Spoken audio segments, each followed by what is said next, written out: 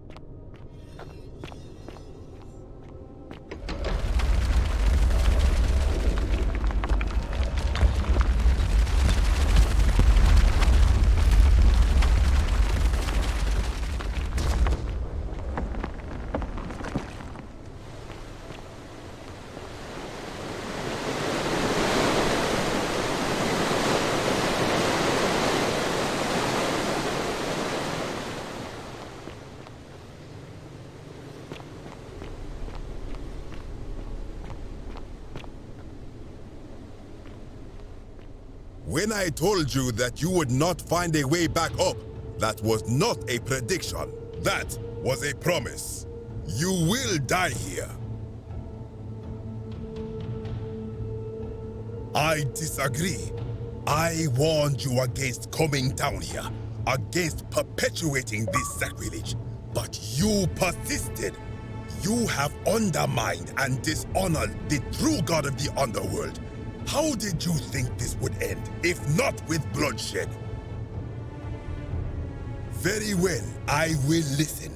But if I sense deception, or if you further insult my gods, I will carry out my threat. So tell me, why should I let you live after you salvaged this instrument of blasphemy?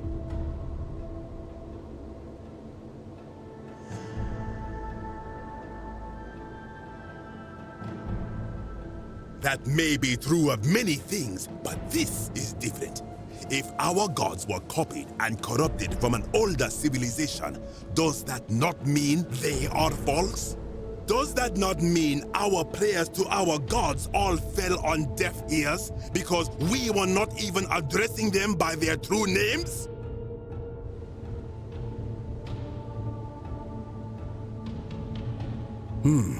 Now that I think about it, my people would sometimes call Osiris the god of many names.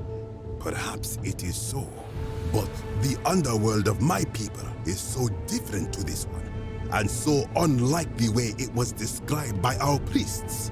Many of my ancestors endured great hardship to live good lives so that we may descend to the Duat in death and be judged accordingly. We prepared to have our hearts weighed on Anubis' scales and to swear ourselves innocent of sin before the 42 assessors of Ma'at. And yet, I arrive here to find the Book of the Dead contained only a seed of truth. And now I ask myself, did our priests steal and embellish the stories of an older people and feed us lies all our lives simply to trick us into obedience?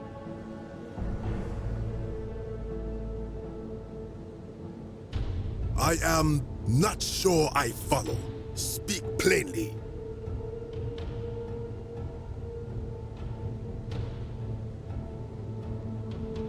Now you insult me and all of my ancestors. You have sealed your own fate. Good. I welcome it.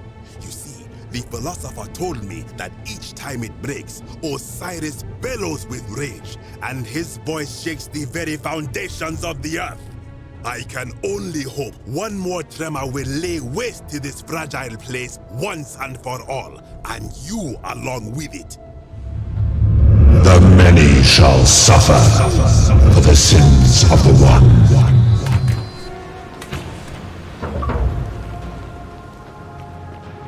We will die here together.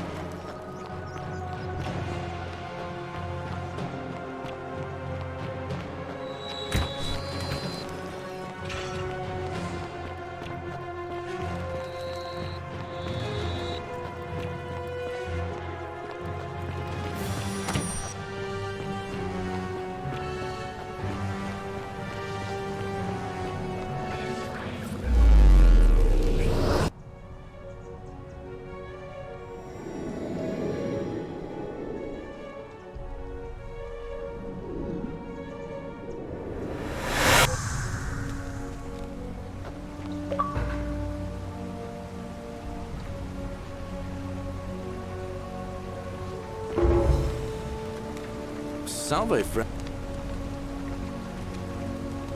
Oh. Yulia. Poor bro. Alright, let me see. What? Oh.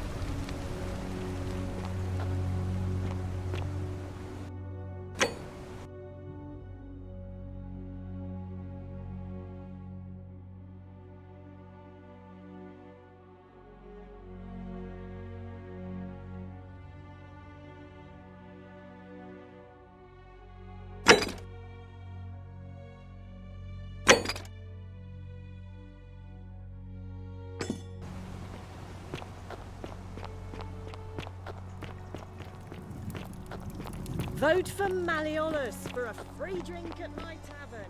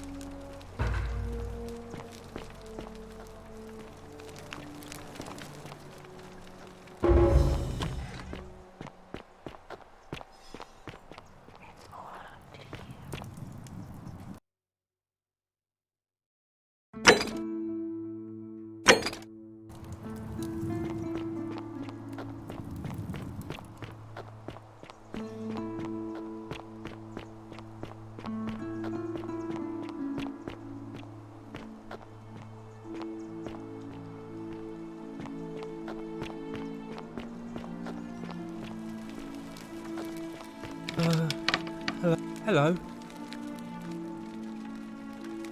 Do you like it? It's shiny, innit? It makes me happy just looking at it. But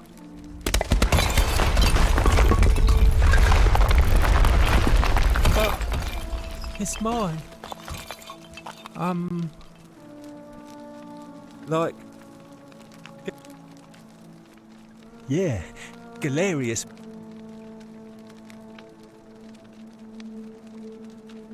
Bye-bye.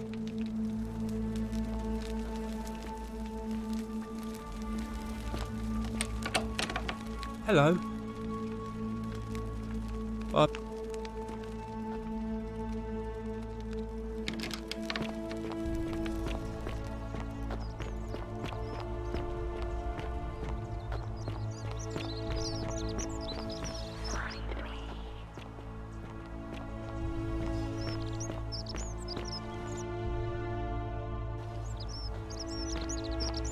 Hey, Virgil, how much would you want to make me a bow?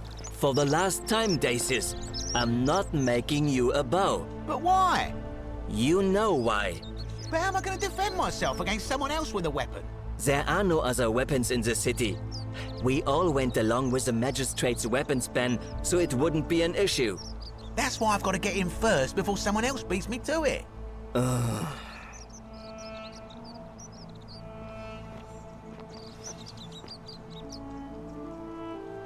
Hello there. What? Oh well. Very. Welcome.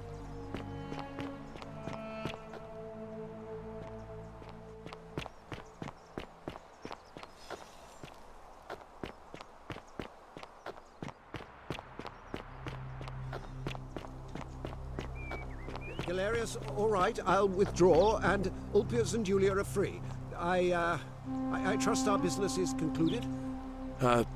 Yes, that ought to do it. I guess I'll go and tell Ulpius the good news then.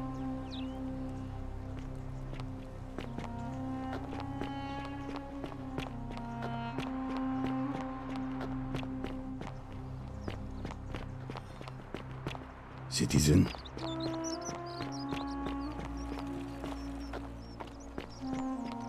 Good news, Ulpius. Malleolus has agreed to release you and Julia from your debts. What? Are you messing with me? I wouldn't do that. You're both free. We're free. We're free. Thank you. It seems fortune smiles on us after all. I'd better go and pay a visit to Julia immediately.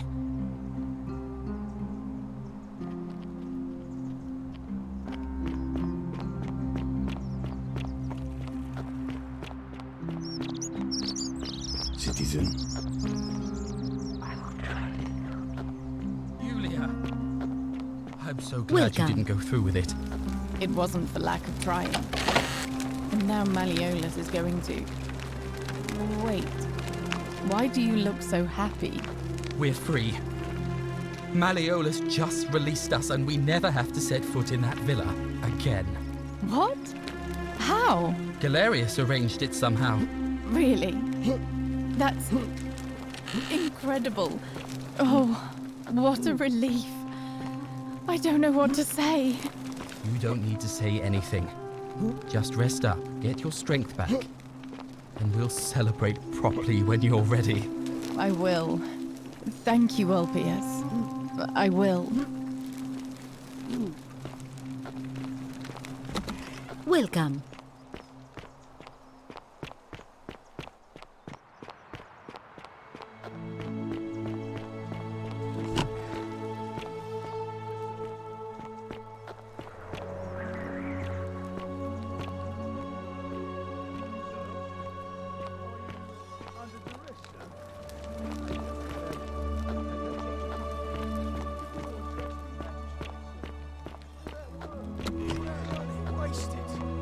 Those are my orders. Carry them out. As you wish, sir.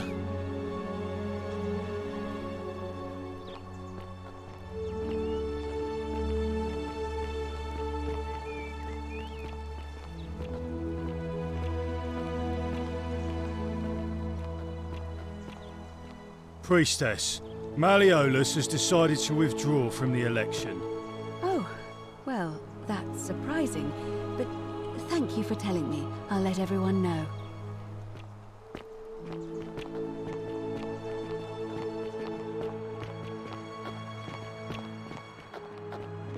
Citizens, I have an announcement. Malleolus has withdrawn his candidacy from today's election. Unless any new challengers are nominated by nightfall, Sentius will be re-elected magistrate by default. Actually, I'd like to nominate myself, if that's all right. Of course, Galerius. That's your right. Citizens, the election will proceed. Salve... How... You're a... This for... And... Oh, now... Oh...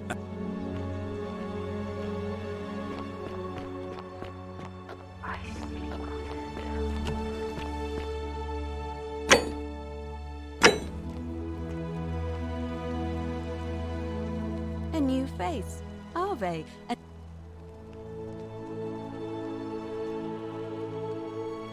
It must be completed. It'll be... Why do you ask? As I... Very...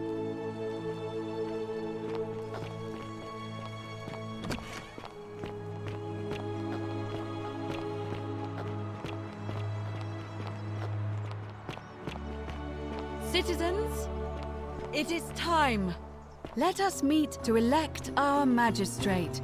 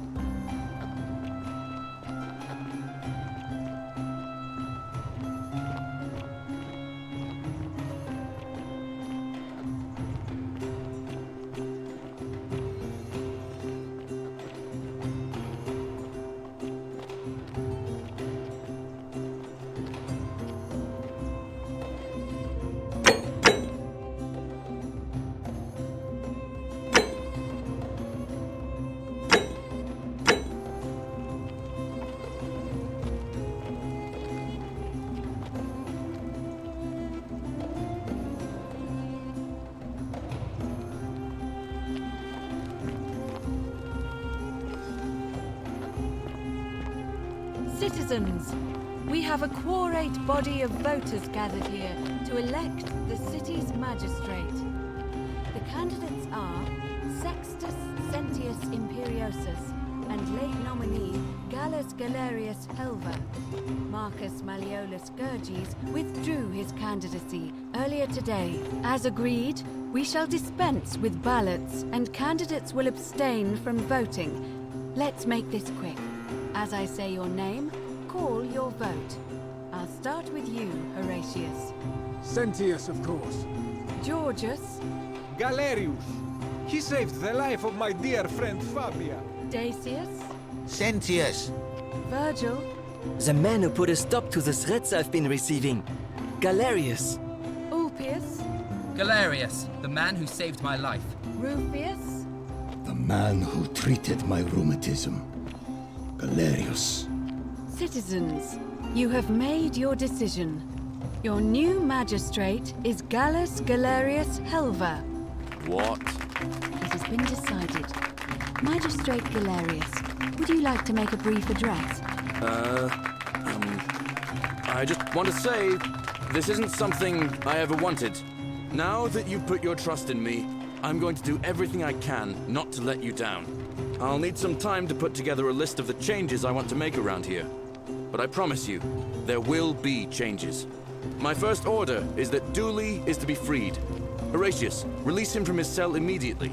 Please. Wait, do I need to say please? I suppose not. That's it. You can all get on with your day. Nothing else to see here.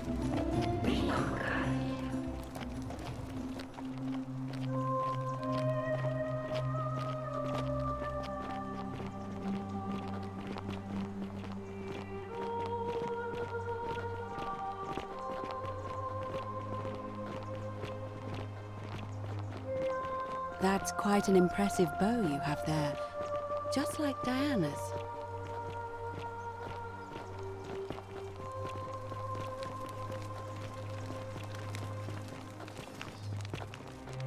Fortune smiles on you today, Julius. Magistrate Galerius here has ordered your release. You're going to let me out of here? I'm sorry it took so long, my friend. And it wouldn't have happened at all if it wasn't for a newcomer. So be sure to offer your thanks when you can. I will. I will. Thank you, Galerius. I'm so happy. I'd love to stay and chat, but I've got a lot of work ahead of me. Why don't you go to the baths? Then tell Georgius I said you could have some new clothes. Then I want you to go home and rest. I'll speak with you soon, Dooley.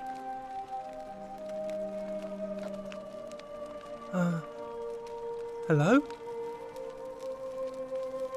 Oh, thank you. You're a big help. You can have, and maybe you can help my friend Hannibal. But before that, what was in there? I'm confused. Hannibal said it was a precious secret. It's not a treasure. Oh, all right. I trust you. Oh, look over there. Something shiny. Is it treasure? Maybe it is treasure. I could see it for myself. So pretty. And it's just lying out here in the open. Maybe nobody wants it anymore. Maybe no one will mind if I just...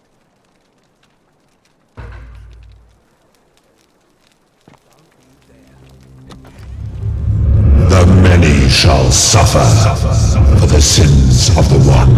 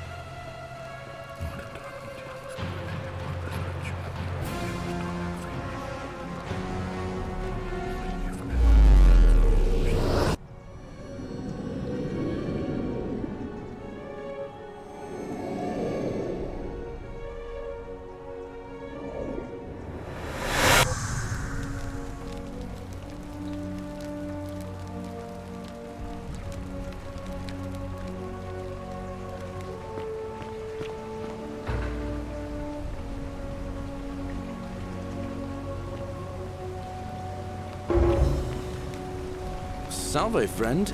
Mind telling me who you are and what you're doing with that bow on you? Oh. You look... Poor bird. Alright. I'll go.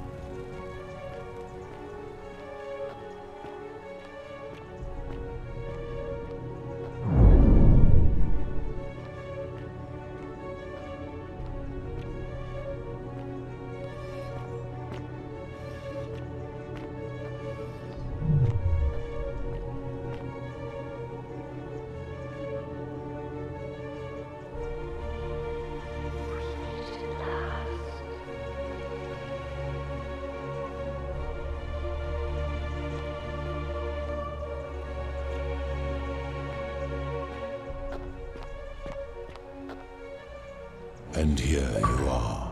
Allow me to introduce myself. As you have already gathered, I've been known by many names. Nergal to the Sumerians, Osiris to the Egyptians, Hades to the Greeks, and Pluto to the Romans. But the one constant through it all has been my title, God of the Underworld. And I've been watching you with curiosity, mortal, ever since your arrival. You're unlike the others, aren't you? And what is more, you carry a weapon that was never intended for mortals to wield, and you do it so brazenly. But there will be time for your reckoning later.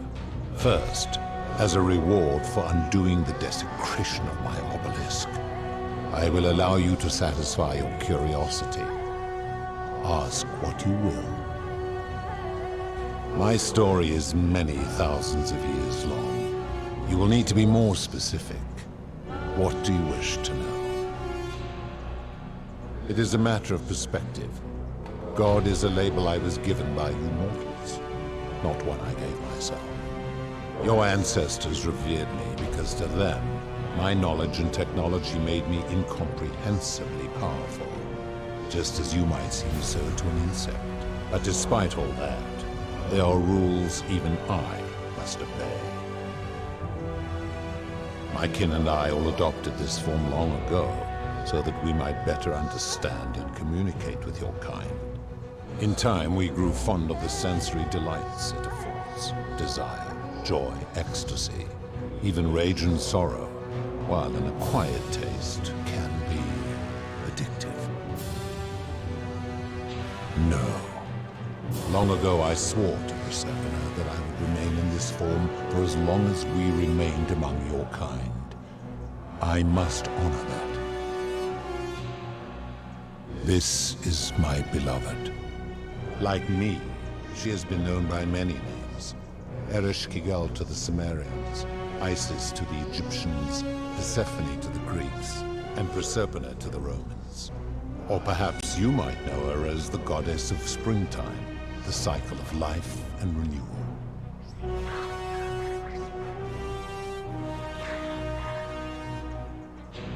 Your gaze lingers too long. That is my servant. You would have met by the river, though she wears many faces and goes by many names. Kumutubal to the Sumerians, Kirti to the Egyptians, Charon to the Greeks, and Charon to the Romans. Her role is to ferry souls between the mortal world and this one, and to make their transition as seamless as possible. For that, she earned herself the infamous, if erroneous, moniker, the Ferryman. You will talk more later. For now, ask your questions. As you... It has come to be known simply as the Underworld, and it exists because of a wager I made long ago. That is a long story, one that began over 3,000 years ago and continues to this day. You see, long ago my kin and I set out from our home on Elysium to search for other forms of life among the stars. We discovered your planet and witnessed your kind evolving from primates into something lawless and barbaric. You all but destroyed yourselves, your 2 short lives being extinguished by violence and ignorance and disease. Yet Proserpina saw raw potential in you, and persuaded the rest of us it would be squandered without our intervention and stewardship. So we revealed ourselves to your people in a place called Sumer. We offered guidance in agriculture, toolcraft, and law, and you called us gods. For a time you flourished, but soon you were too many for us to oversee. And as you spread from that cradle of civilization, we saw something disturbing. We had sown the seeds of dependency and confusion, and soon you returned to your old ways of violence and ignorance, this time in our name. My kin had seen enough, and gave up on your kind, condemning you as barbaric and chaotic, scarcely more than animals. We began preparations to return to Elysium, our home world, a utopia unspoilt by conflict and unimaginable in its beauty. But my Proserpina could not bear to abandon your kind without guidance, and knowing it would force the rest of us to leave her behind, she made an extraordinary sacrifice. She gave up her immortality to descend permanently to the ranks of humankind. And so she began her inescapable trajectory toward death. Horrified, I acted swiftly. I placed her in suspended animation in a deep frozen sleep to prevent age and sickness from claiming her. And then I pleaded with Proserpina's father, who the Romans called Jupiter, to bring her with us to Elysium. It was and is my hope that once there, we might one day learn to undo what she has done to herself. But he refused. I did everything I could to persuade him, but he would not relent. He would rigidly uphold his final pronouncement. Humans were unworthy of ascension to Elysium, and no exceptions would be made. But seeing that I was aggrieved, he proposed a wager, the terms of which were as follows. If even one human city could prove itself capable of living without sin for a single year, then Proserpina and all of humanity would be permitted to join us in Elysium. My part would be to remain behind, the last of my kind, to watch over you without interfering, and to sit in silent judgment. And so my reward has been to languish here, enduring a 3,000-year winter, waiting for the day your kind proves itself worthy of her faith in you, so that I might take her with me to Elysium and unthaw my goddess of springtime. And here I am, after all this time, still waiting. There were also gods who, like me, have been known by many names, but perhaps you knew them by their Roman names. Our leader, Jupiter, as well as Neptune, Saturn, Juno, Minerva, Mars, Venus, Apollo, Diana, Vulcan, Vesta, Ceres, and of course, my beloved Proserpina. As the first wave of your kind arrived from Sumer, I had them build a city in their own fashion, so that they might be comfortable and recreate their lives here. I had them build the entrance as a vertical shaft leading to baths, to cleanse them of the sins of their former lives, and to prevent escape. I watched wave after wave of Sumerians arrive, and as their civilization declined over the centuries, they were replaced by Egyptians. Of course, believing themselves to be the superior civilization, the Egyptians promptly built over what had been built before, and made all the same mistakes. After another 1,000 years, the Greeks began to arrive, and then the Romans, and they all did the same thing. They built upon the underworlds of their predecessors, renamed their gods, and ensured their foundations were forgotten. To ensure the wager was fair, it was important that my subjects were chosen at random. To this end, I had my servant distribute 1,000 tokens fashioned from silver, a rare element at the time, across all of Sumer. Whoever died while in possession of one of them would be located by my servant and ferried to this place, with no memory of how they arrived. As the tokens were discovered, they were traded, smelted, and fashioned into trinkets, and eventually coins, spreading to Egypt like seeds on the wind. Later, when they spread to Greece, they would come to be known as Charon's obol, or as coins for the ferryman. Some placed coins in the mouths of their dead, hoping they would awaken here, though they had no way of knowing which coins were fashioned from the original tokens. In fact, almost all of the tokens are accounted for, only 2 remain. And so after this wave destroys itself, as it is destined to do, your kind would have squandered the last of its potential to ascend beyond this rock, and Proserpina's along with it. It is a regrettable story. One of the first men who came to this place was a king of Sumer, and a troublemaker. To be rid of him, I returned him to his people, on the condition that my servant erased his memories of this place. But the erasure did not take completely, and he told stories of this place as if describing memories of a dream. His tales were committed to writing, which came to be known as the Epic of Gilgamesh, and his words were twisted and distorted over generations. Later, the Egyptians would adapt Sumer's stories of the underworld, making them wildly intricate and labyrinthine. Their Book of the Dead and Book of Gates bore less and less resemblance to this place in their priests' pursuit of profit. Then, when the Greeks began to arrive, they proved far more cunning. And in a series of incidents that will not be repeated, 5 of them escaped. A warrior named Heracles, 2 kings named Sisyphus and Theseus, a poet named Orpheus, and a Trojan named Aeneas. They each told embellished tales of this place, how to get here, and how to escape. And so from Sumer to Egypt, Greece to Rome, your kind has always told each other stories about this place, though each story contained only a seed of truth. Of course,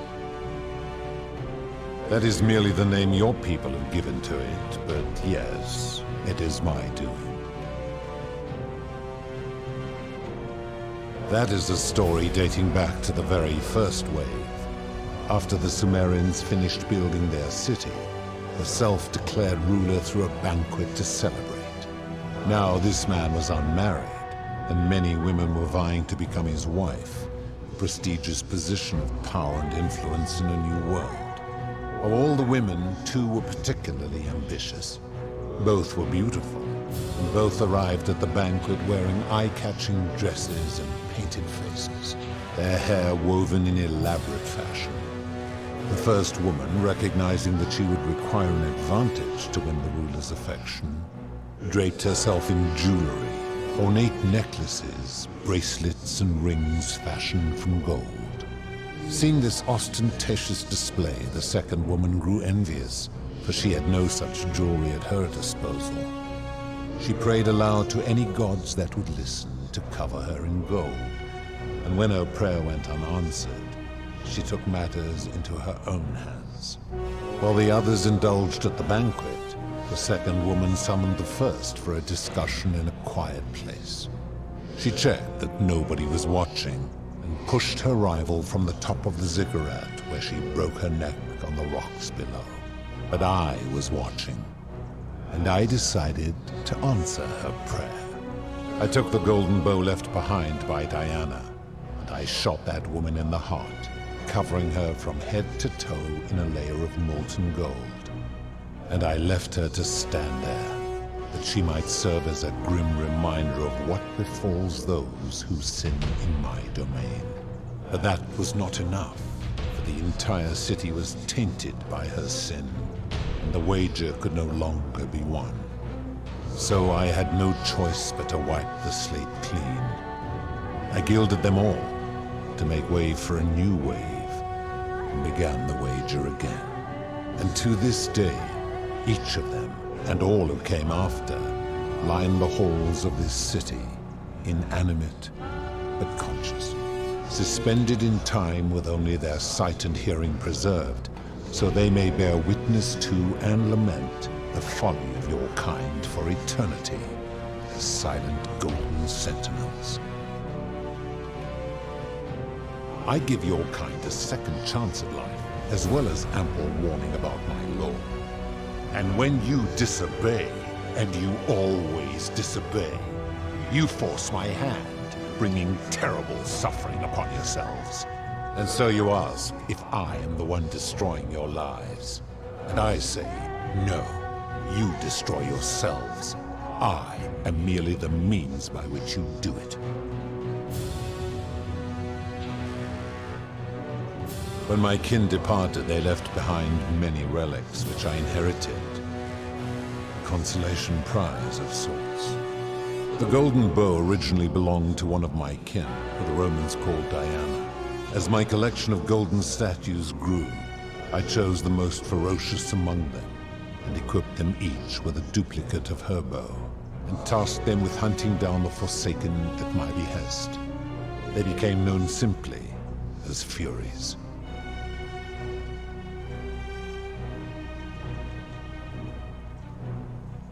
I've always considered that the cornerstone of morality is the ability to determine right from wrong on one's own. No attempt to lay out rules like your Code of Hammurabi or your 12 Tables of the Roman Republic can ever cover all possible scenarios. This should come as no surprise to you, since the core principle has been expressed in many forms by many of your civilizations. The Egyptians made a rudimentary attempt with "do to the doer" to make him do. The Greeks refined it with "avoid doing what you would blame others for doing." The Roman Stoics added, "treat your inferior as you would wish your superior to treat you." Even the so-called cultists hiding among you often say, "Do unto others as you would have them do unto you." It is the simplest of concepts, and each one of you is born with the faculties required to apply it to any situation. Yet none of the peoples who expressed this rule were able to uphold it. Curious, is it not?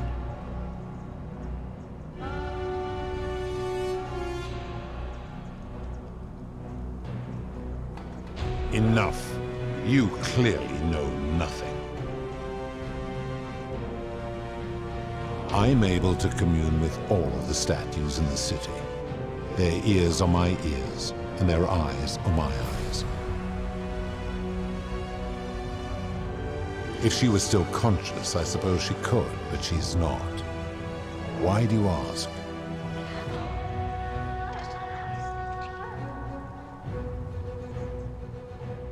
Then what an odd question.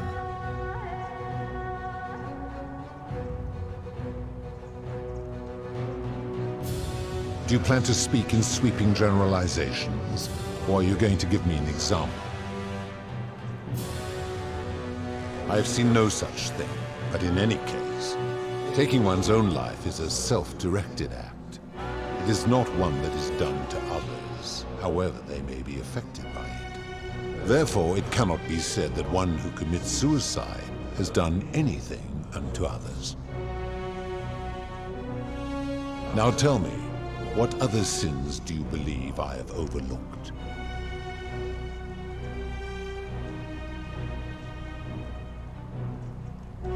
You speak of the moneylender. How is that inconsistent with the rule? And he would never have signed a contract pledging his labor for 30 years. All he did was enforce the terms of a contract signed voluntarily by others.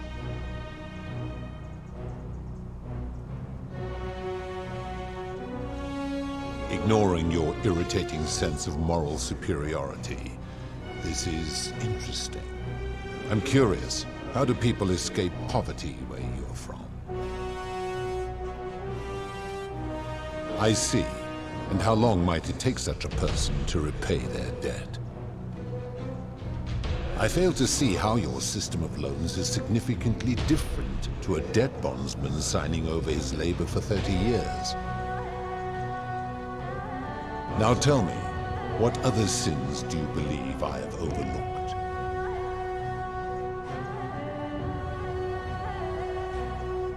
The merchant.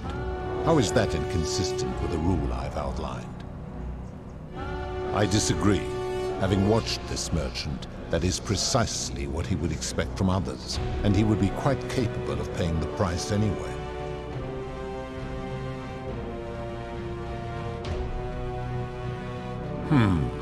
Supposing you're right, then my law has been broken, and I should turn you all to gold immediately.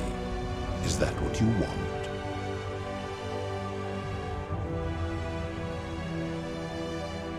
Then your desire to be right, you will make a fine statue.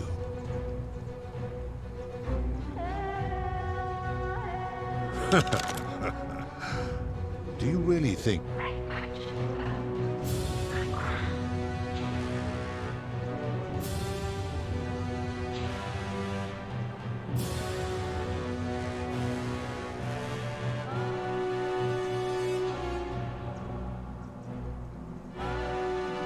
Pathetic. The many shall suffer for the sins of the one.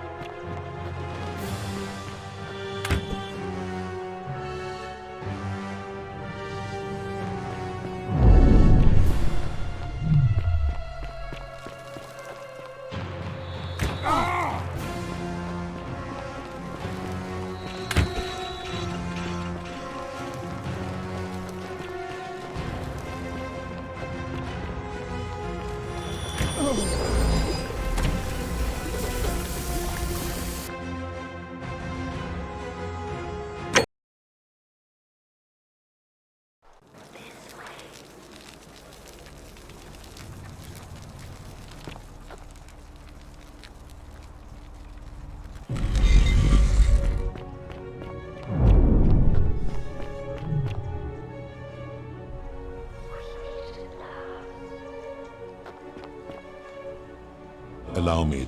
No. And what? First.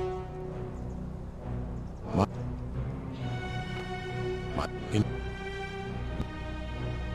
this.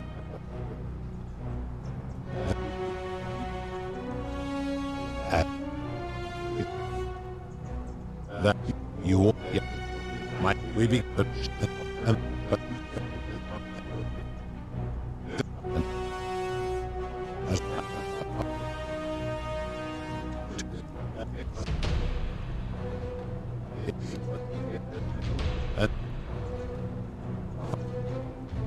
That is,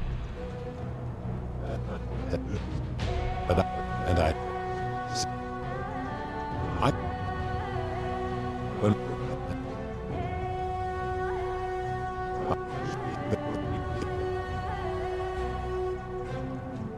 in, if she was.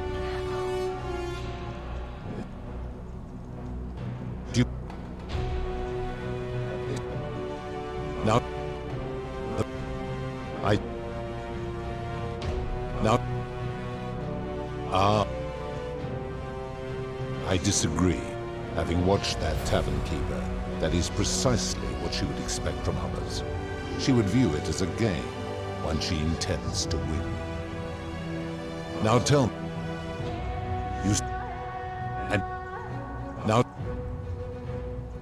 the midwife in the palace, yeah. The rule is do unto others, meaning other people. Those statues are something else. They are forsaken. What? Applying this rule always requires us to interpret the meaning of the words. The literal interpretation helps to minimize the ambiguities of your primitive language. Supposing you're right. Now tell me, what... Abduction? You mean the magistrate imprisoning his daughter in the cistern, I take it. He did so because she sought to escape. A sin I take particularly seriously.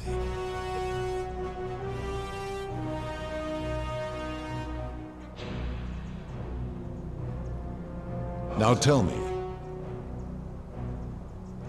do you honestly think you could do...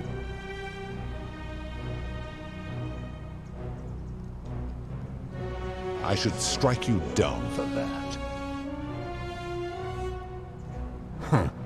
Now, did you have any other questions before your reckoning?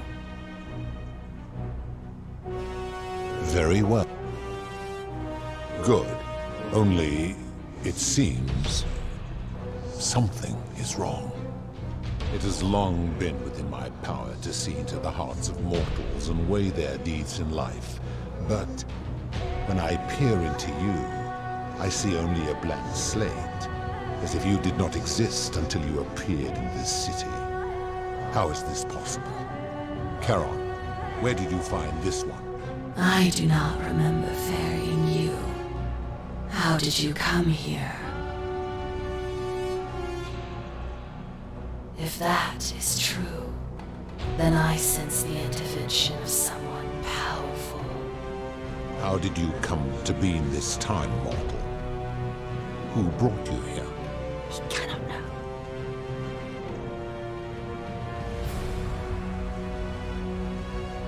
I do not know. My kin departed long ago, and Proserpine has slumbered for 3,000 years.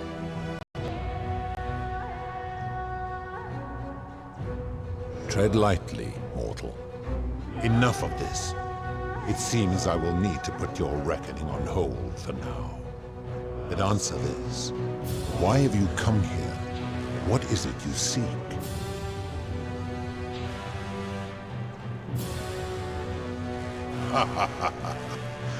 Your hubris is amusing, so I will allow you to make your case. But I warn you, if you anger me or waste my time with lies or wrong-headed arguments, you face death here. So, tell me, why should I put an end to the so-called Golden Rule?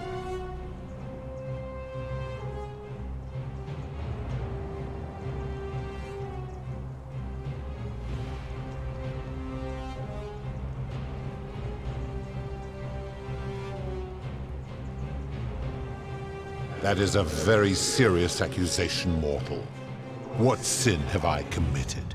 What evidence do you have to support it?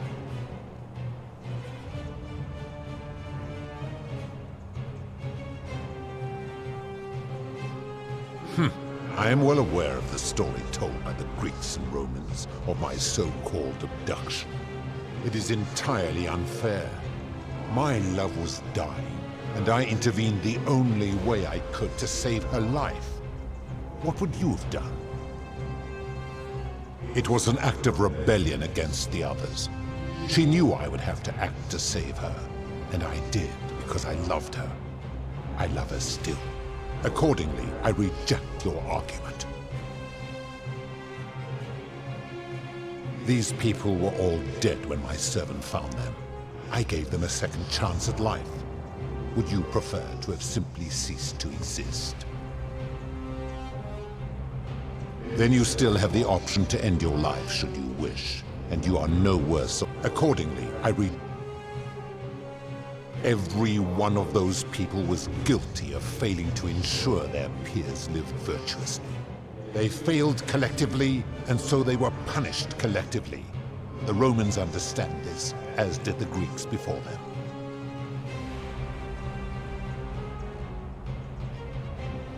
Ah, but I am a god, and you are a mortal. Why would you expect me to treat you as I treat my own kind? You are not a peer. You are not a respected equal. Let me ask you this. Do you treat insects as you wish to be treated?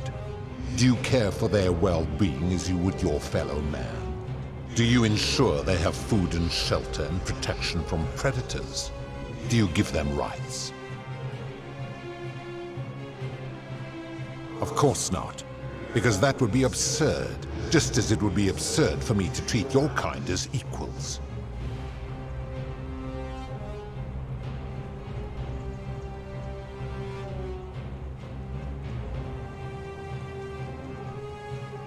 My love for her does not mean I am not superior, now that she is mortal.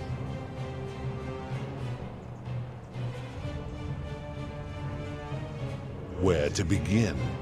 Our lifespans exceed yours by thousands of years, in which time we accumulate vast wisdom and a mastery of technology you cannot begin to imagine.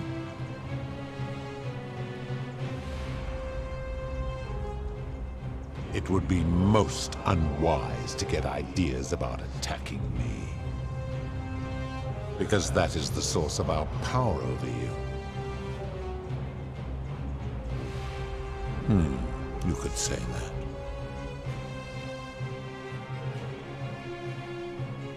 My kin have no superiors.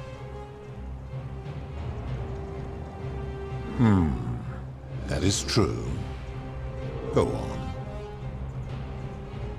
Make your point, mortal.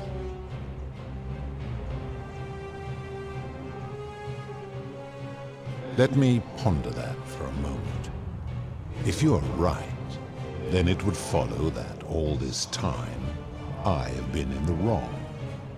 But no, the very thought of it grieves me. How can I accept your argument when doing so would make me a tyrant and a monster?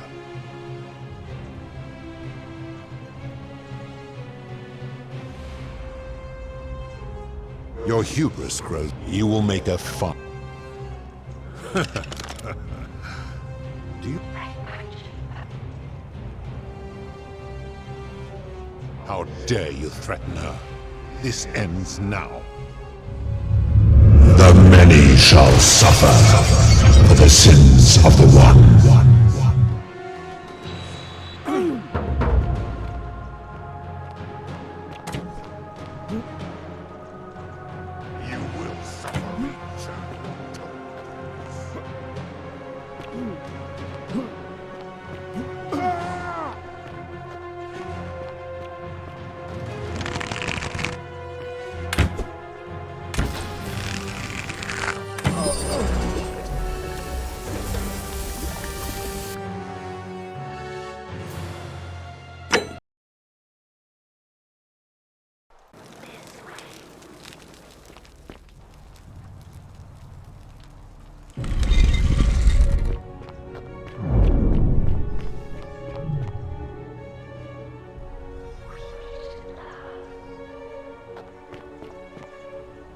And allow me to introduce no girl, but the one, and I've been, and wanted that there will be fur.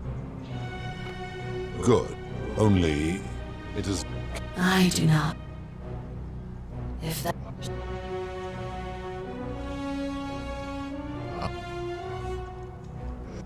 Why have you... If you... So... That...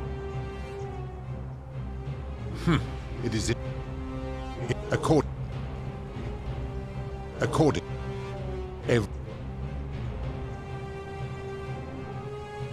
Let me... Do you in which... Because...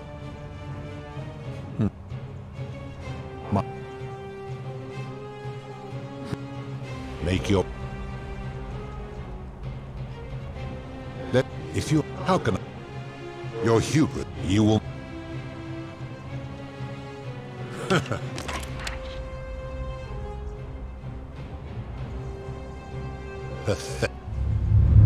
The many shall suffer for the sins of the one.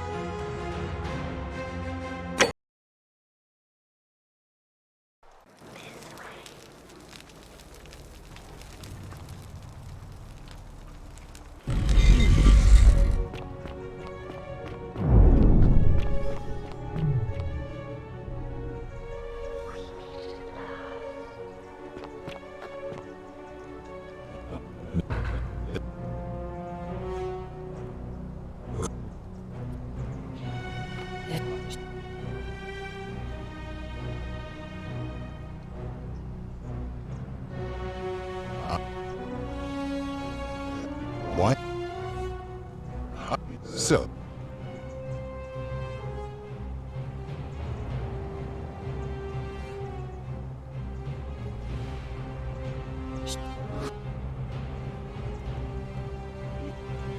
That... Every... They...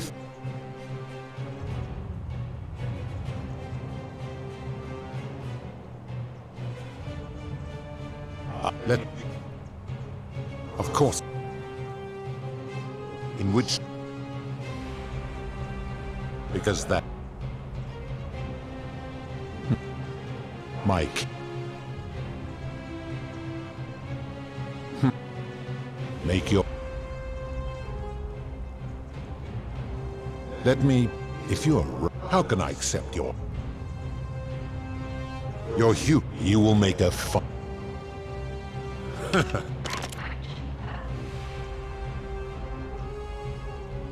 How dare... The many shall suffer for the sins of the one.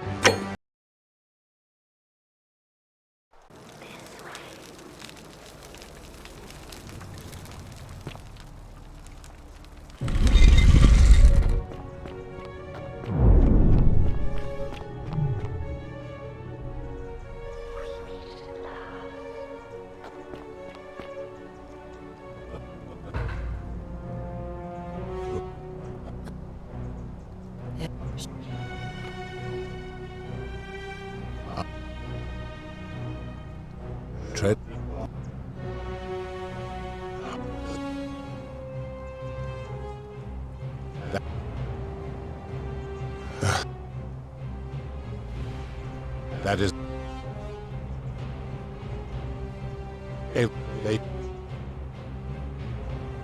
Let me do you in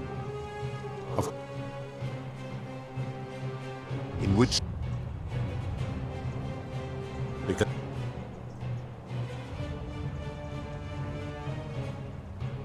That...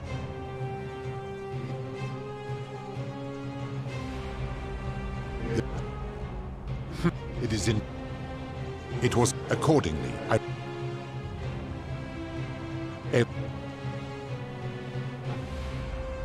Let do you in...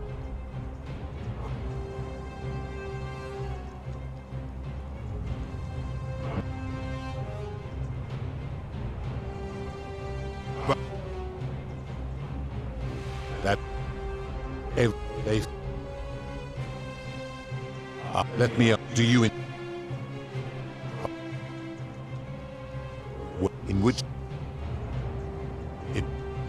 Because...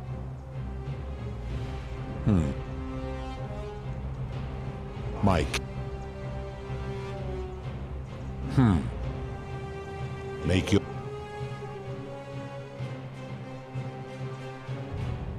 Let me ponder. If you are right, how can I accept your hubris? You will make a...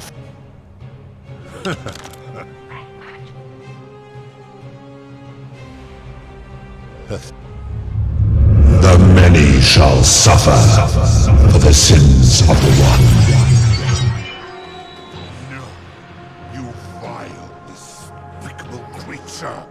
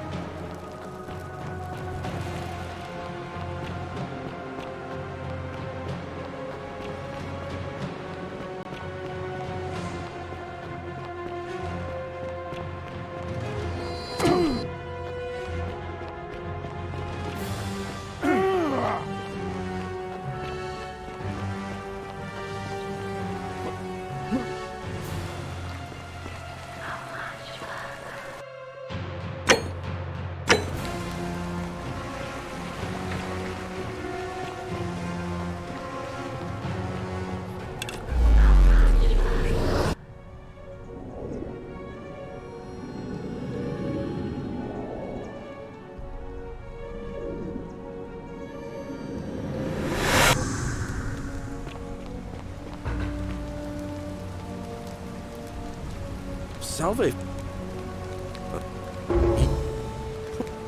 All right.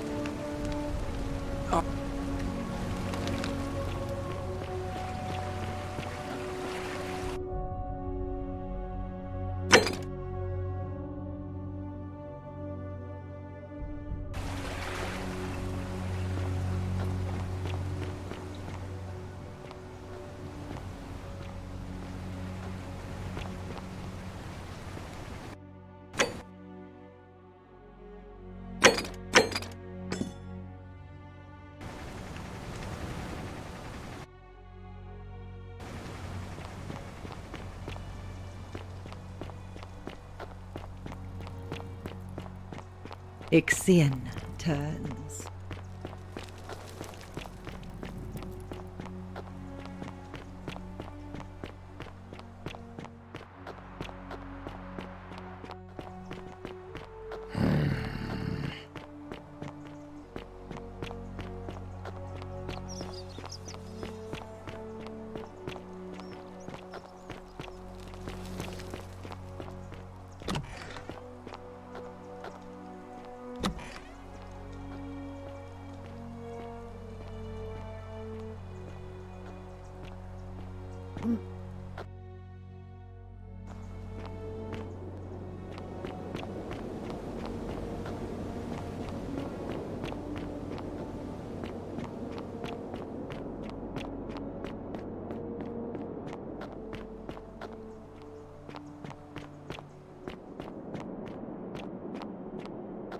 come and join me by the fire.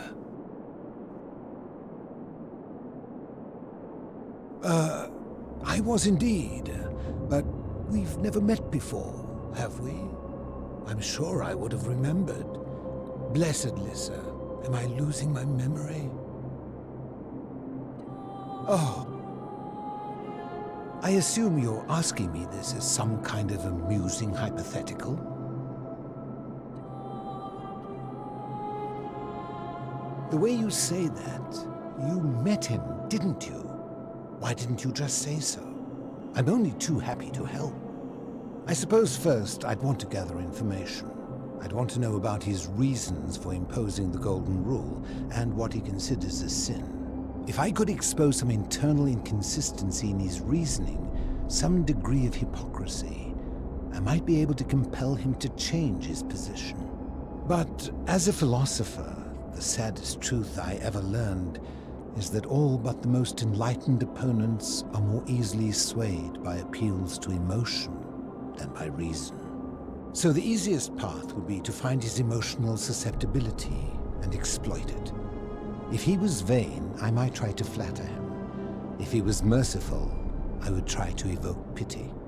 As a last resort, I might figure out what he fears losing above all else, and, if I could, threaten to take it away. Though, of course, that could easily go awry. Now, go quickly while my words are still fresh in your memory.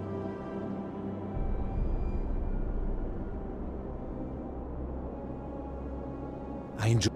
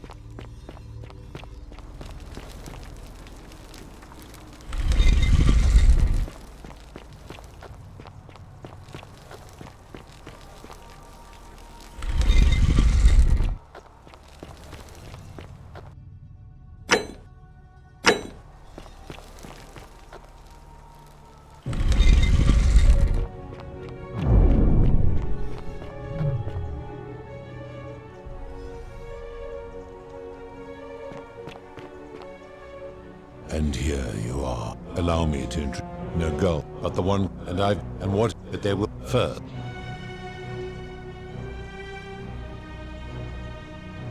I would recognize that anywhere. And yet my beloved still wears hers. What is this? How did you come by it? You vile, despicable creature. Why would you do such a thing? and worse still, boast about it.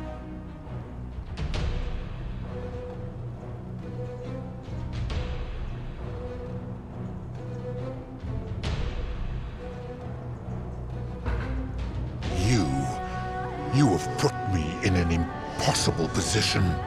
If I refuse, you will murder her. And yet, if I agree, I will lose my wager and return to Elysium humiliated and alone. Perhaps you are cleverer than you appear, mortal.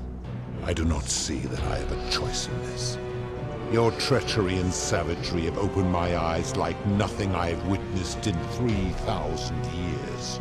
And now you have shown me your species' true colors. And I see that Proserpina was a fool to have ever believed in you at all. This has gone on too long. It is time for me to let go of this form, of her, of all of you. But know this, if I abandon the wager and leave for Elysium, neither she nor your kind may ever ascend.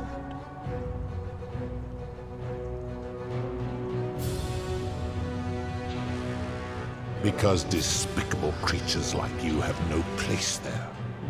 My kin would never allow it. The best I can do is return you to the land of the living. I will have Charon make arrangements to ferry the others. But as for you, be aware you will be separated from the rest.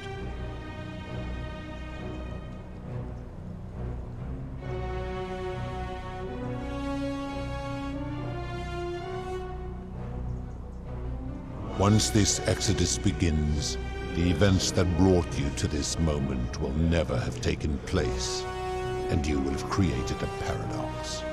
What will become of you is difficult to predict, but that is the risk you have taken by interfering in the natural flow of time. Now, are you ready? You had best pray our paths never cross again, mortal.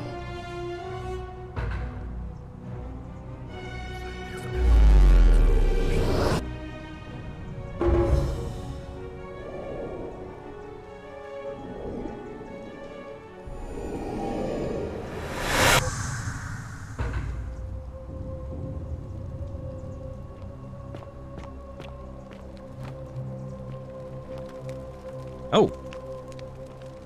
Hi there. Gave me a bit of a fright. Well, here I am. Know who you are. Oh, did that lady in the forest send you in here after me?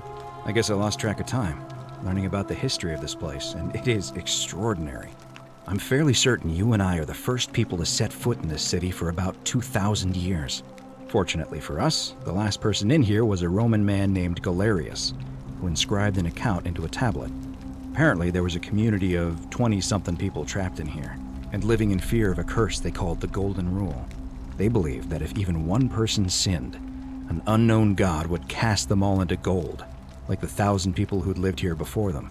Then, one day, just as Galerius had finished praying for a good harvest at the shrine of Proserpina, an oracle appeared and told him how to solve the ills of the city, like saving the life of a dying woman, preventing the suicide of a man in debt bondage, freeing a falsely accused prisoner, foiling an assassination attempt, and so on. Meanwhile, the oracle walked up to the temple of the mysterious god, this one right here, and demanded an audience. And the doors just opened up to him. Nobody knows what went on in there, but Galerius wrote the oracle must have been more persuasive than Odysseus, because the next thing he knew, the ground shook and the voice of that god rang out over the city. The many have suffered long enough. Unfortunately, Galerius' account just sort of stops after that, leaving a lot of questions unanswered. What became of him and the other people who lived here? What happened to all the golden statues? And did this mysterious oracle single-handedly undo the curse that had terrorized people for hundreds of years?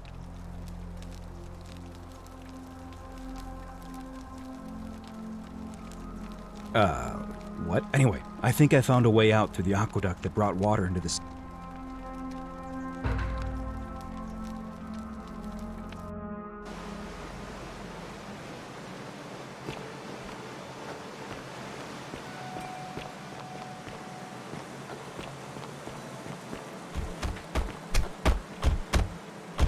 I'm gonna pause here for a moment and make sure nobody else is ever lured into this temple. You go on ahead.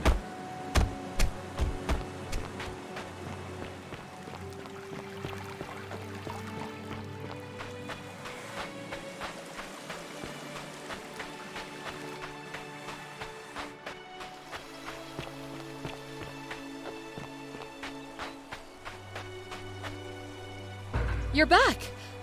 But you're alone. Does that mean you didn't find Al? Oh, what a relief. Why don't you tell me what you discovered?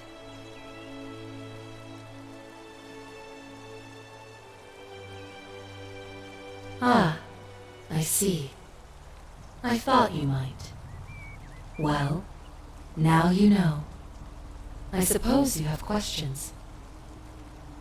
You can just call me Charon, if you like. I am sorry I was not completely honest with you when we first met. I do not enjoy deceiving people. Believe me, I do not. But I have learned, from 5,000 years of experience, that most people find comfort in familiarity, in gradual change, and coming to see the truth in their own time.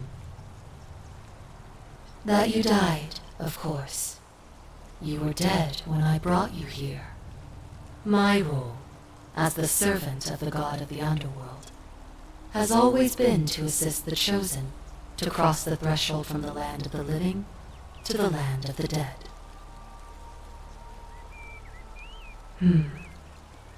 Usually, when people do not remember how they died, it is because they suffered a terrible trauma. Most souls would rather not remember. Ask yourself honestly, do you really want to know? As you wish. You were murdered. You were exploring an old tomb when you discovered a cache of forgotten relics, including 2 silver coins of ancient origin. Unfortunately, as you emerged into daylight, you were set upon by 2 thieves. A nearby hiker saw the scuffle break out and leapt to your aid, trying to help you recover your bounty. You both fought bravely, but your assailants were armed, and you were not. There was nothing you or your ally could have done. He died instantly at the scene, and you followed a few hours later. That man's name was Al Worth. You were each in possession of a sacred coin, called Charon's Opal by some, and so it was my duty to bring you here. Perhaps you have heard the tales of the Greeks and Romans burying their dead with a coin in their mouths to pay the ferryman for passage across the river. Well, those stories contained a seed of truth, but not any coin would do. A long time ago, my master created 1,000 silver coins and had me distribute them across the world. My orders were simple. Whenever a person died in possession of a coin, I was to locate them and ferry them here. That is a question you would have to ask him, if that were still possible, in light of the path you have chosen. I am just his servant, doing his bidding. Only now, I find myself bereft of purpose. You see, the coins on you and Al were the last of the 1,000 in existence. There is nobody else to ferry here, nobody to keep you company. After 5,000 years, the underworld has finally run its course. I see no point in keeping you here, but I have to ask one thing. That you keep this to yourself. Look! Here comes Al now. Al! It's so good to see you. You were gone so long I thought I'd never see you again. Kinda lost track of time in there. You wouldn't believe what we found. The ruins of a long-forgotten city. And there was a tablet describing an oracle who confronted a god and undid an ancient curse. Sounds like quite a story, and I look forward to hearing all about it. But you two look exhausted. Sounds good to me. And you?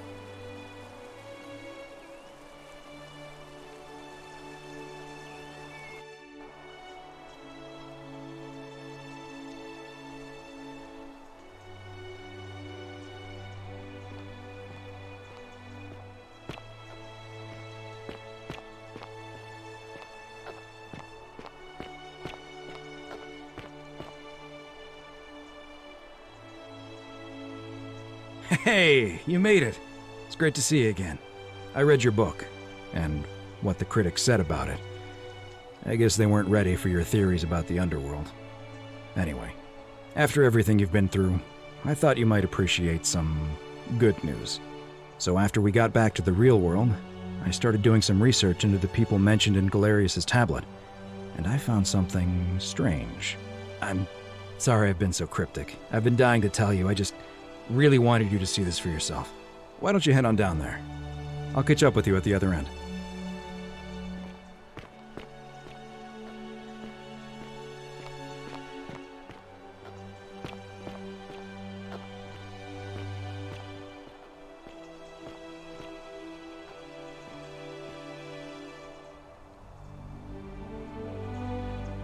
You're finally here.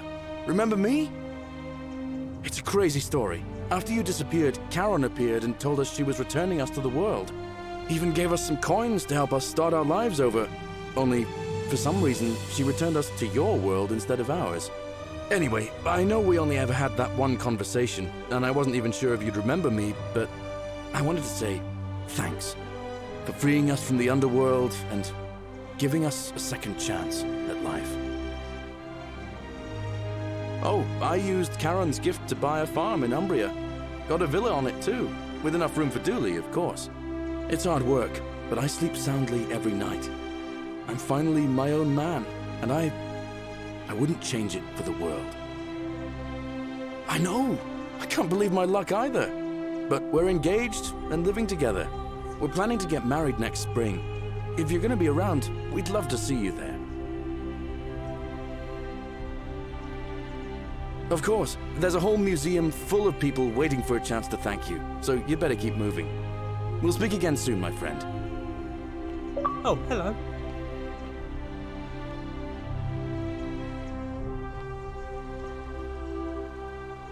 You're here. It's lovely to finally meet you. Galerius told me all about you. So, you're the hero who somehow vanquished the last of the Roman gods. As I'm a priestess, you realize you've put me out of work. I'm just teasing. Actually, and it still feels a little sacrilegious to say this, I'm finding life after religion quite enjoyable. Galerius and I are engaged and expecting. We've just bought a lovely villa in the countryside with room for a large family, and Dooley too, of course. It feels like the world has just opened up for us. There's so much to learn, and so many more possibilities for our children than we ever imagined. We're just so thankful for what you did for us, for all of us. Oh, it's sweet of you to ask. She recovered nicely. In fact, she's here somewhere, if you'd like to ask her yourself. See you at the wedding, I hope.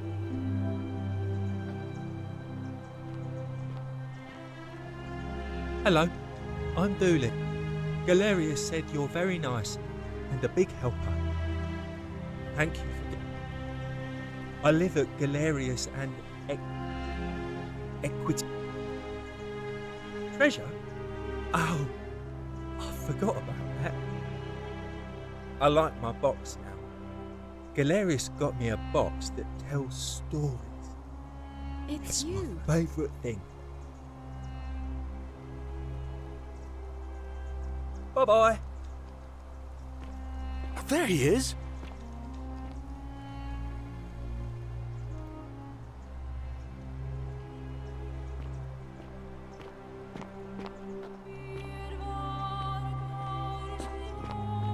Oh, hello.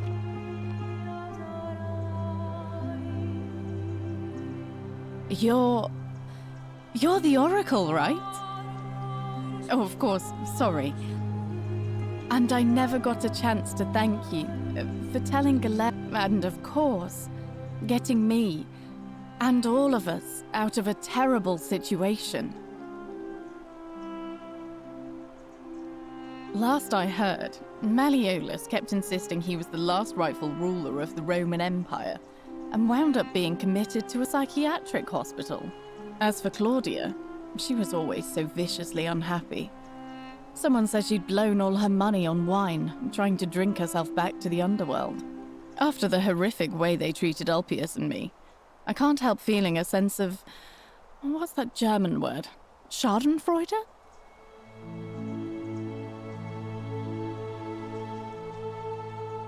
I couldn't agree more. Ugh, someone told me she was boasting about getting her claws into some rich prince, and how she was going to be living the high life from now on. Even in your time, life still isn't fair. Apparently, he'd proposed before they'd even met. And last I heard, she'd bought herself a first-class one-way ticket to join him in some exotic place called... what was it? Nigeria? Some people have all the luck.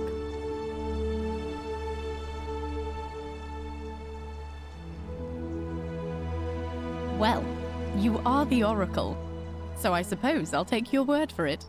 Huh. I feel better already. Thank you. Oh, I barely recognize myself. I'm living in a house share in London with my wonderful girlfriend. And I'm studying English at university. Eventually, I want to travel the world and write about it. Turns out, it's about 30 times bigger than the Roman Empire ever was. Did you know there are entire continents Rome never knew existed? And you can travel almost anywhere in an aircraft, which is rather like flying on a Pegasus, but much more comfortable. Oh, sorry, you already know all that, of course. I'm just so excited. There's so much to see and learn and write about. I have noticed people from your time have no idea how fortunate they are. I hope to change that. One day.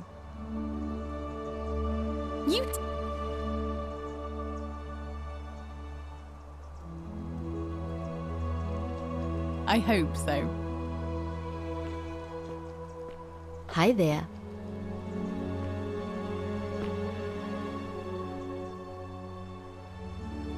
You are here. It's nice to finally meet you. Lucy is fine. I'm making an effort to blend in, as you can see. We are all trying to keep a low profile. If the world knew we died 2,000 years ago and were suddenly brought back to life 12 months ago, they'd never leave us alone. Speaking of which, I wanted to say thank you in person. I'd say the gods smile on you, but I hear you drove the last of them off. So...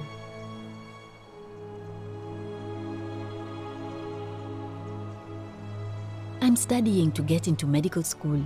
As much as I resented the responsibility of keeping everyone in the city alive, when it ended, I realized I missed it. So I guess I'll just keep saving the world, if begrudgingly, one patient at a time. You too, don't be a stranger. Evening. Hi there, I'm Horatius. I understand we have you to thank for giving us a second chance at life, and reuniting Scintilla with us as well. So, thank you.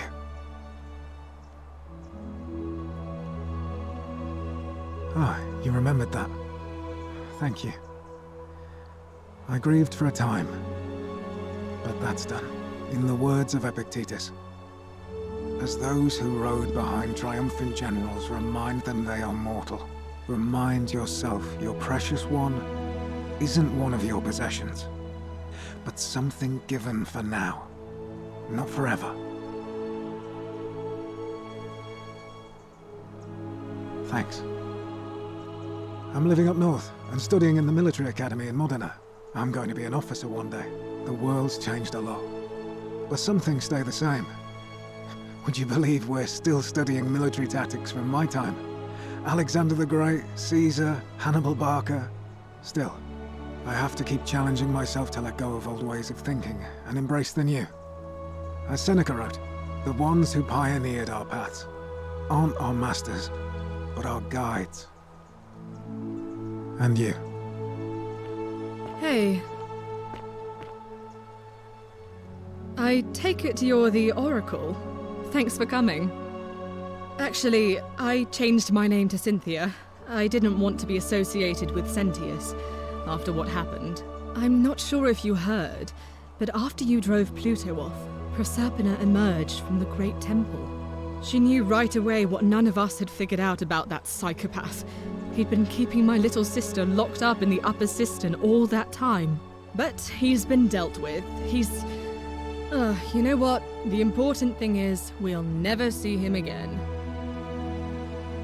Anything I want. I'm a woman of means in a vast new world. I can go wherever and do whatever I please.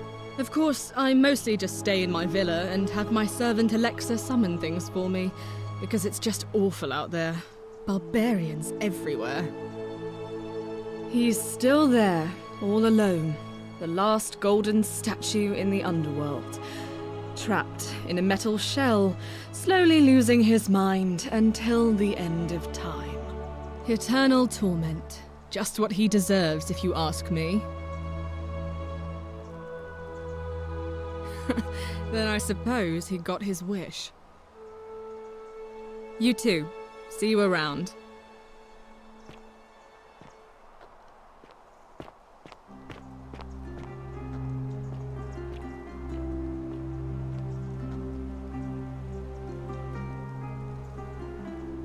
Greetings. You must be the legendary Oracle. Hello. It is a sincere privilege to finally make your acquaintance. I am Georgius. I am told we have you to thank for freeing us from Hades, and for that, I am most grateful. I am reacquainting myself with Greece. It has changed so much over the last 2,000 years, I barely recognize it. This is at once heartbreaking and thrilling. Perhaps one day, once I have seen all of this new Greece and sampled her delights, I will settle down in Santorini in a villa overlooking the Azure Aegean Sea. I hope you will join me there and regale me with the story of how you faced off against the fearsome god of the underworld and won.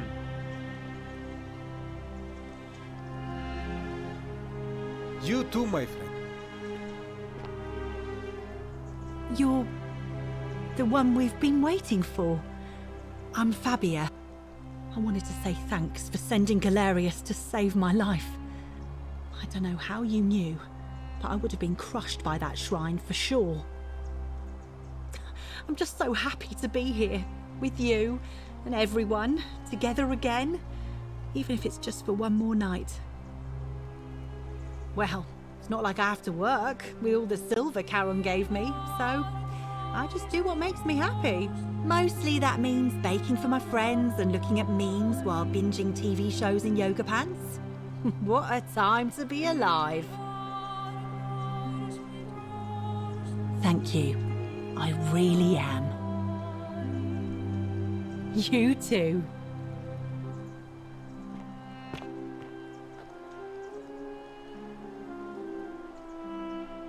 And here you are. It's wonderful to see you again. Oh, and by the way, I go by Philip now. A fine Greek name. I never thought I'd leave that cave, let alone the city. And now I'm living in the 21st century. What a time to be alive. And it seems I have your catabasis to thank for it.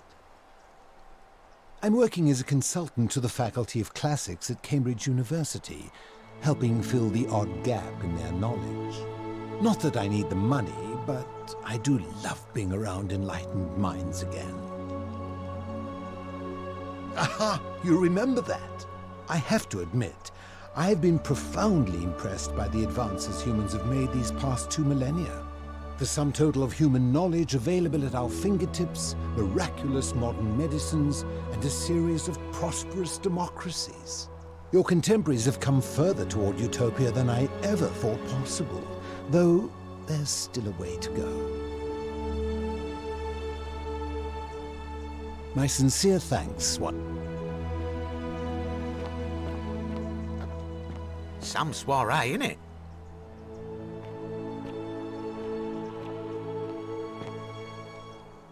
Ah, hello at last. You must be the Oracle I've heard so much about. I'm Dacius. Listen, I wanted to express my sincere appreciation for what you did. If it wasn't for you, I'd never been able to sell all those useless old relics I accumulated. Whatever you did in that temple made me a very wealthy man. Thank you. Such a acerbic wit. I love it. I took the money I made from selling my trinkets and started investing in the stock market. That's where the real money is now. In fact, I was hoping to ask your advice, you being the Oracle and Future Seer and all that, on which stocks I should invest in next. I can't decide between fossil fuels, tobacco, gambling and arms. What would you recommend? Oh, don't be like that. You can tell your old pal Dacius. I won't take no for an answer.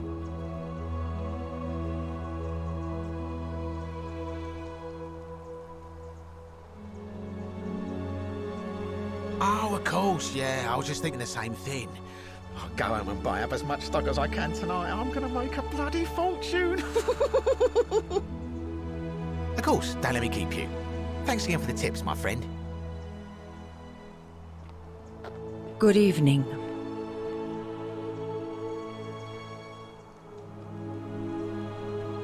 Oh, hello. It's lovely to meet you. I've heard so much about you. I'm thankful that you're here. I was sure the person who drove off the last pagan god would have more important things to do than visit the likes of us.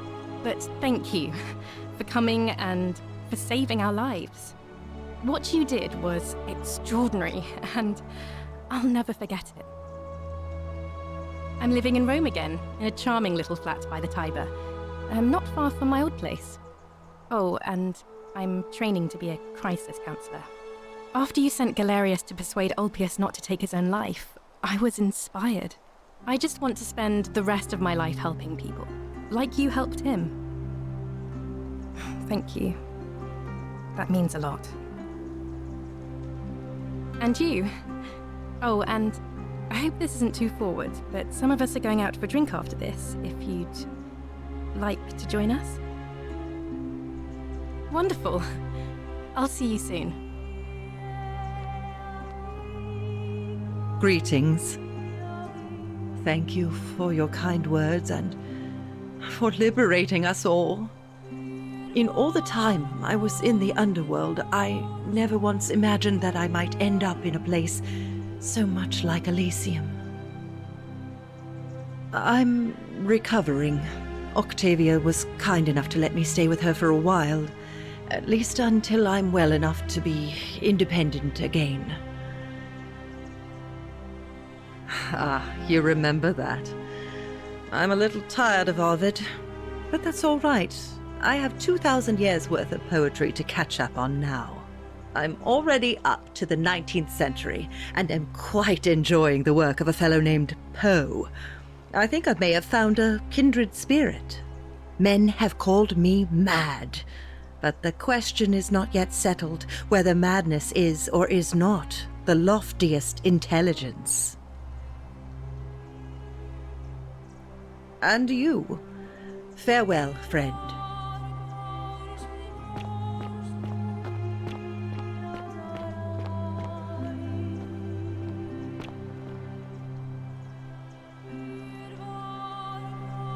It is an honor to finally meet you, Oracle. You know my name? Oh, of course. You are an Oracle. I too would like to offer my thanks for releasing us from that place, and for your role in bringing us here. This world is truly wondrous. For a time, I returned to Alexandria, but they have no need of another fisherman, and I came to see there is nothing for me there. Instead, I have decided to follow the custom of your youths and backpack the world. It is a great adventure, and I have met many people from many cultures. I spent the first 25 years of my life avoiding the 42 sins that would deny me access to the afterlife. Now, I think it is time I had some fun. Indeed. Thank you, Oracle.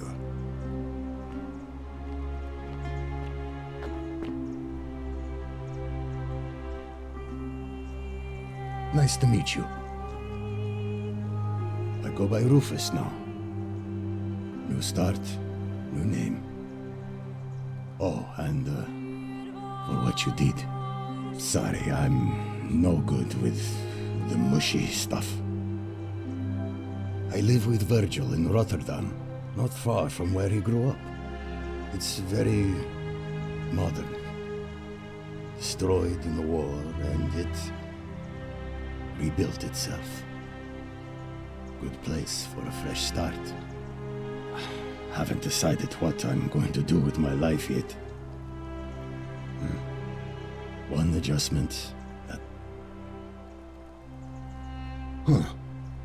Good to know. Anyway, it was good practice for the new world. Security cameras and smartphones everywhere. Got to stay vigilant.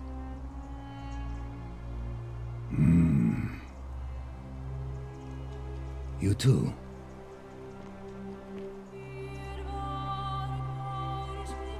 It's so nice to finally meet you. I wanted to thank you personally for getting us out of there. And for helping Rufus come to terms with himself.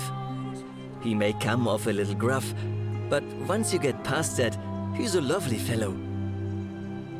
I'm studying to be an architect again, and living with Rufus in our beautiful flat in Rotterdam. Just down the river from Nijmegen, where I grew up. Of course, it's improved immensely since I was there last.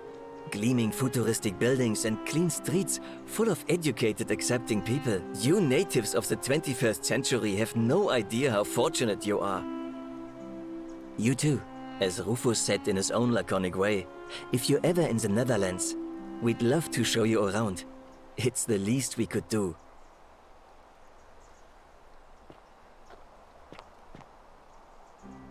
Hello there.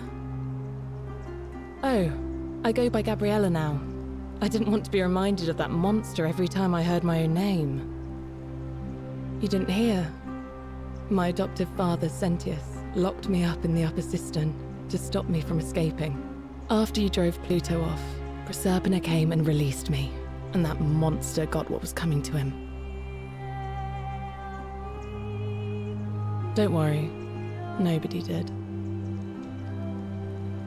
I'm living with Ulpius on a little vineyard in Umbria.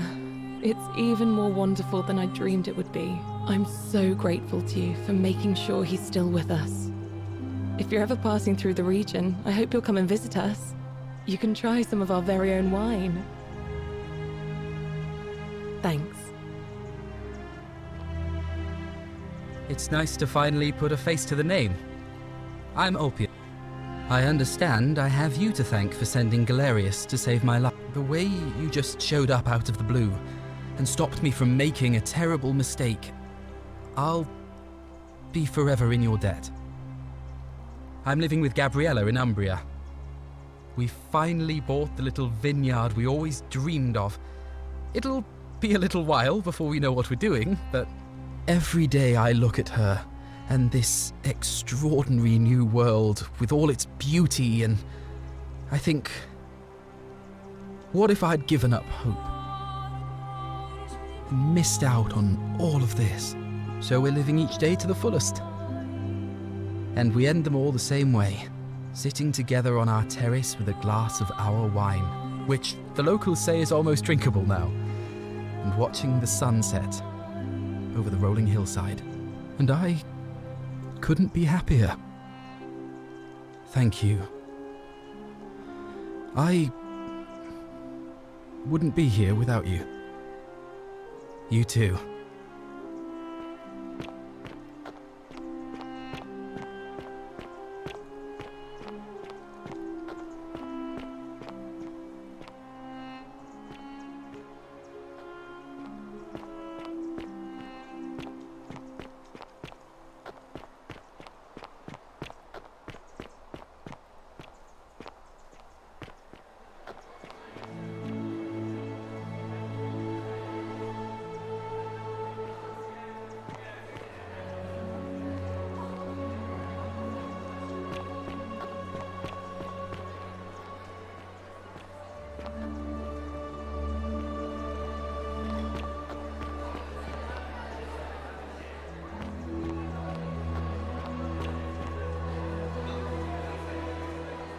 There you are.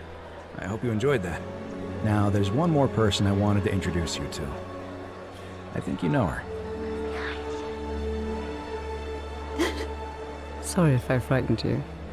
Just a little joke I've been saving for a long, long time. Allow me to introduce myself properly. I am Proserpina, former goddess of the cycle of life and renewal, and now a regular mortal. I wanted to meet you in person, and thank you for freeing all these people, and me. I hate to think what would have happened to us without your intervention. Indeed. Suffice it to say that while Pluto was controlling the eyes and ears of each golden statue, I was able to control their tongues and whisper to you when he was distracted. I am sorry my messages were so cryptic. There were only ever brief windows in which I could speak to you without being detected. I did. I may have given up my immortality, but I still retain my gifts as the goddess of the cycle of life and renewal. After witnessing Pluto punish countless poor souls over thousands of years, I knew this generation, the final wave, would not survive. So I tried to give them a way to buy more time. A second chance. Rather, as many second chances as they needed to avoid his wrath. So I whispered to Sentius in secret, telling him the prayer required to create a portal in my shrine. I knew the danger of humans being corrupted by godly power, and so I put a safeguard in place. I required the creator of the portal to sacrifice their own life, so that it could only be used selflessly to help others. What I did not anticipate is that Sentius would retain his accumulated memories from each previous day, and as a veteran soldier, he had long since shed his fear of death. He quickly discovered that he could, in effect, prolong his own life indefinitely by exploiting the cycle. Of course, once I had taught him the prayer, I could not unteach him, and there was little I could do but wait for someone like you to come along and see him for what he was. We were all fortunate you came along when you did. I don't know what happened to him. I haven't heard from him, and I rather hope it stays that way. Oh, she inherited dominion over the underworld. Last time we spoke, she was working on a new world of some kind. She wouldn't say what it was, but I'd be surprised if you don't run into her again. I imagine we all will, one day. And you, although it feels like I've known you forever. Oh, and one last thing. Do you remember all those golden statues scattered throughout the city? Good, because they remember you. Well done, my friend.